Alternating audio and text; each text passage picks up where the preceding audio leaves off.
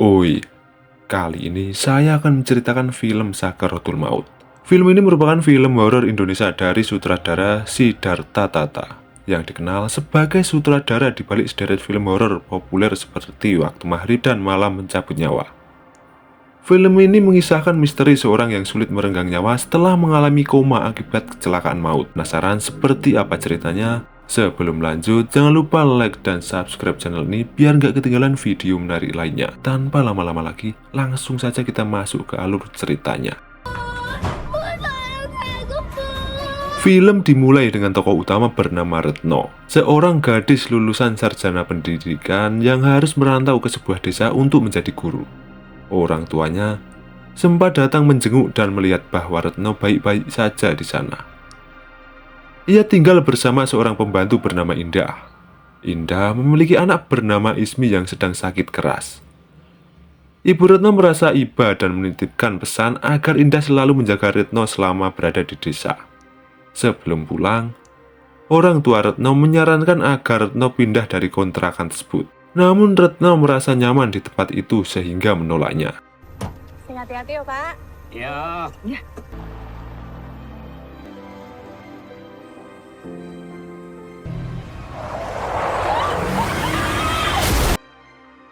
Setelah mereka pulang ke desa seberang, kecelakaan tragis terjadi. Bapak dan Ibu Retno mengalami kecelakaan tabrakan adu bandeng dengan mobil dari arah berlawanan. Retno yang mendengar kabar tersebut segera menuju lokasi kejadian di bawah derasnya hujan. Ia sangat terpukul melihat kedua orang tuanya tergeletak di jalanan.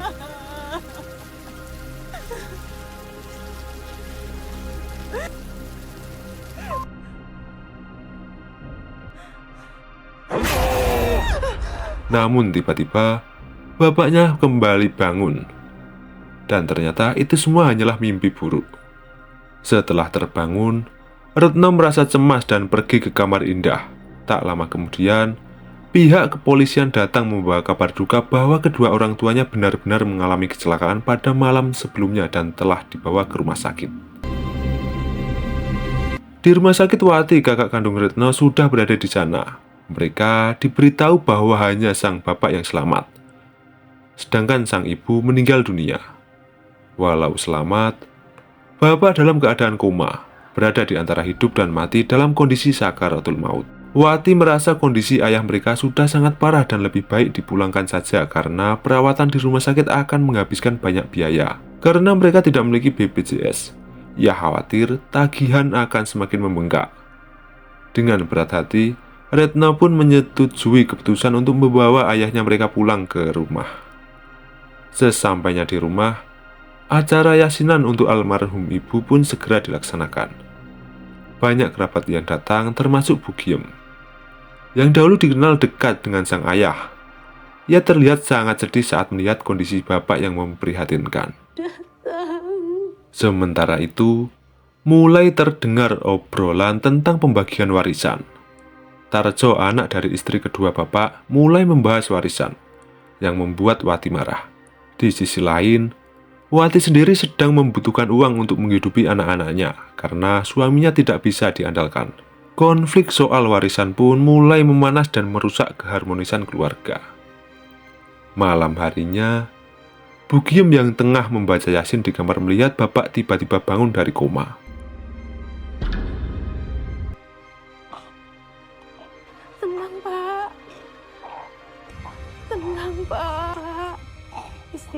Hal ini membuatnya panik dan segera mengajak Tarjo pulang.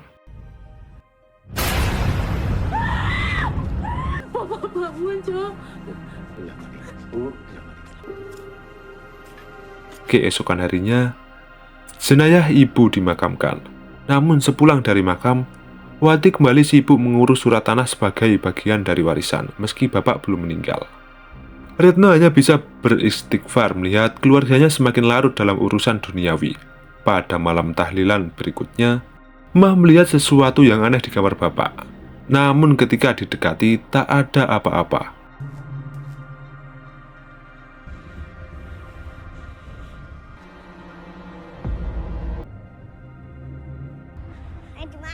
Sementara itu, Wati mendapat ancaman dari pemilik kios di pasar karena tidak mampu membayar sewa. Ia hanya diberi waktu 3 hari, jika tidak, kiosnya akan dikontrakkan kepada orang lain. Retno yang datang ke pasar melihat Wati sedang bertengkar dengan Tarjo, lagi-lagi soal pembagian warisan. Wati tidak ingin membagikan warisan kepada Tarjo karena menganggap Tarjo sebagai anak dari istri kedua yang tidak punya hak penuh. Konflik pun semakin buruk, disertai dengan hinaan terhadap Bugiem.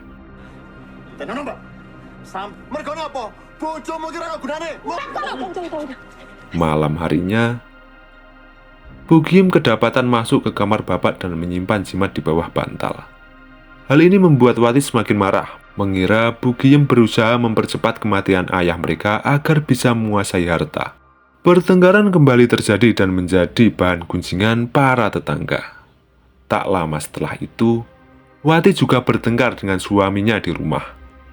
Merasa tertekan, ia memutuskan untuk tidur di rumah bapak. Namun malam itu ia mengalami kejadian menyeramkan.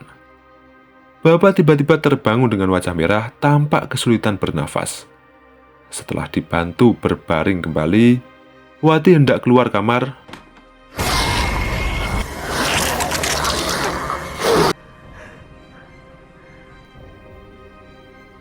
Ia melihat sosok menyerupai bapak yang tiba-tiba menghilang. Wati ketakutan dan langsung memutuskan pulang malam itu juga. Dalam perjalanan, Wati diteror oleh sosok jin mengerikan berbentuk tubuh tinggi kurus dengan rambut panjang menjuntai. Jin itu terus mengejarnya dalam kegelapan malam.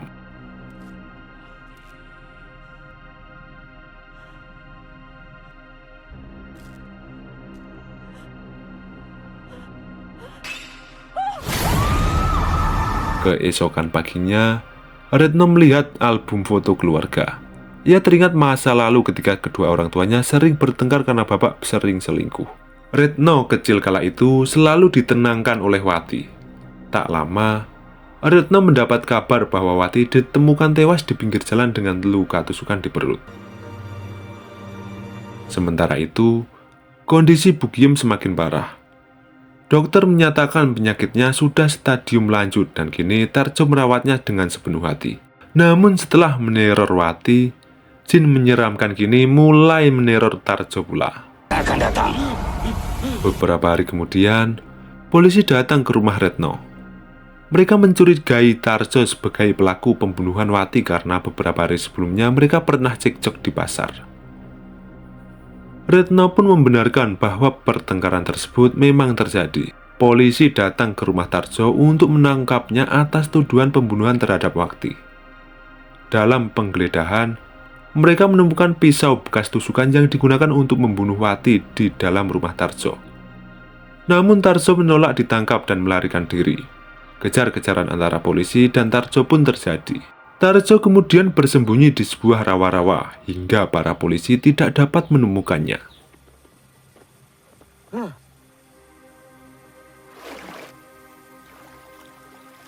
Ia lalu mengamankan dirinya di tempat penyimpanan barang material, di mana banyak genteng tersusun. Tarjo merasa tempat itu cukup aman untuk bersembunyi sementara waktu. Di malam harinya, Bugiem datang ke rumah Retno untuk berbicara. Ia memohon kepada Retno agar melepaskan Tarjo karena yakin bahwa Tarjo tidak mungkin membunuh Wati. Sebab mereka berasal dari bapak yang sama. Mereka sejatinya adalah saudara. Bugiem juga menjelaskan bahwa sebenarnya bapak memiliki ilmu gaib, yaitu jin kodam di dalam tubuhnya.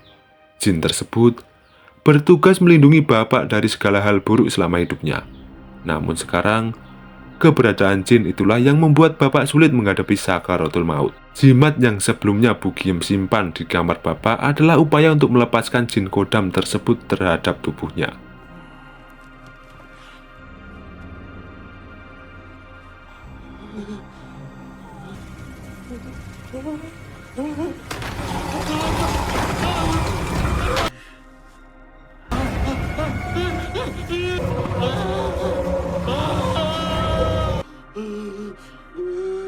Sementara itu, jin kodam bapak terus menggantui Tarjo. Saat itu, Tarjo melihat seorang pria, kemungkinan pemilik tempat persembunyiannya. Tarjo juga akhirnya bertemu dengan sosok jin kodam milik bapak. Tubuhnya sangat tinggi dan menyeramkan. Tarjo sangat ketakutan hingga kakinya terluka parah. Tiba-tiba Indah datang menghampiri Tarjo. Ia tahu Tarjo bersembunyi di sana karena sempat melihatnya saat di pasar. Indah membawa rantang berisi makanan karena tahu Tarjo pasti kelaparan. Namun suasana berubah mencekam saat Indah meminta maaf. Ia akhirnya mengakui bahwa dirinya lah yang membunuh Wati. Pisau pembunuhan sengaja ia sembunyikan di rumah Tarjo untuk menjebaknya. Semua itu ia lakukan demi keselamatan anaknya Ismi. Tarjo yang mendengar pengakuan itu sangat geram dan berniat menyerang Indah.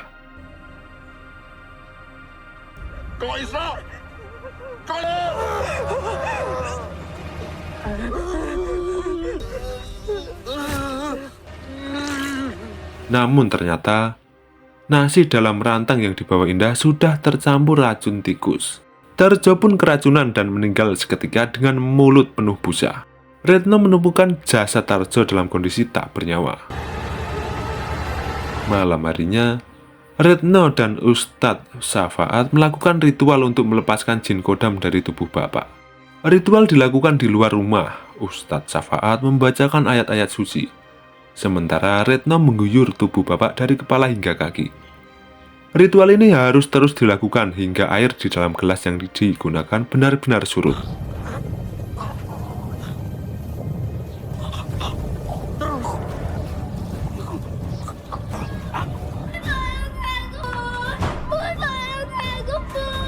Saat ritual berlangsung, Ismi anak Indah berteriak kesakitan. Luka-luka borok di tubuhnya tiba-tiba pecah dan mengeluarkan darah. Namun Ustadz meminta agar Retno terus melanjutkan ritual tanpa henti. Singkat cerita, ritual berhasil. Air di gelas pun surut sepenuhnya. Tapi tiba-tiba Indah datang menyerang dengan pisau dan berusaha menusuk Retno.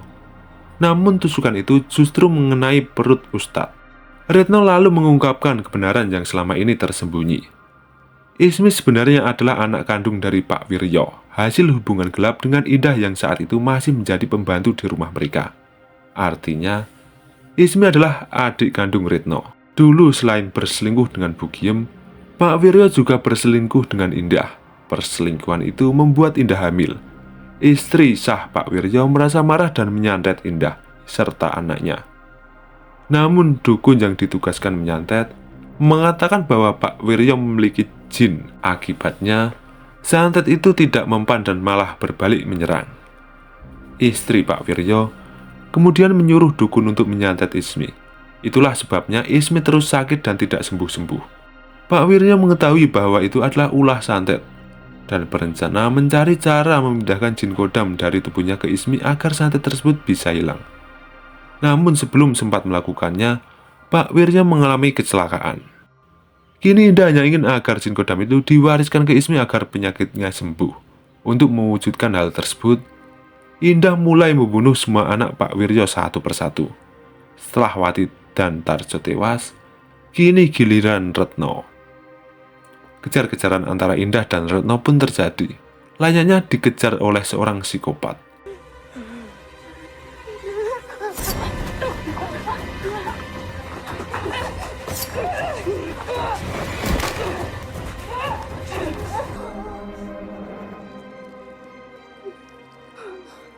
Namun akhirnya Retno tertusuk dan mengalami sakaratul maut. Dalam kondisi itu, jin kodam milik bapak muncul dan menawarkan diri untuk masuk ke dalam tubuh Retno. Jin itu berjanji akan menyelamatkan nyawanya. Retno menerima tawaran tersebut. Kau rela menerimaku dan aku akan menyelamatkan nyawamu. Aku rela. Kemudian Retno kembali hidup, namun kini sudah dirasuki oleh jin kodam. Dengan penuh kemarahan, Retno mengejar Indah. Keadaan pun berbalik. Kini Indah yang dikejar-kejar oleh Retno. Indah kemudian bersembunyi di sebuah ruangan dengan pintu terkunci. Namun Retno membobol pintu itu dengan kepalanya hingga terbuka.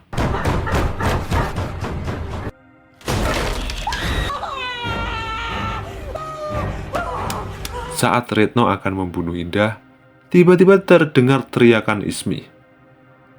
Retno menghentikan niatnya dan masuk ke kamar Ismi. Ia mendapati Ismi meraung kesakitan sambil meminta tolong. Kemudian Ismi duduk di pangkuan Retno, sementara di belakang mereka tampak sosok Jin Kodam berdiri mengawasi. Retno pun berusaha menyembuhkan penyakit Ismi. Ia merobek kulit Ismi dan mengeluarkan santet dari dalam tubuhnya. Jin Kodam langsung memakan santet itu dan penyakit Ismi pun sembuh seketika.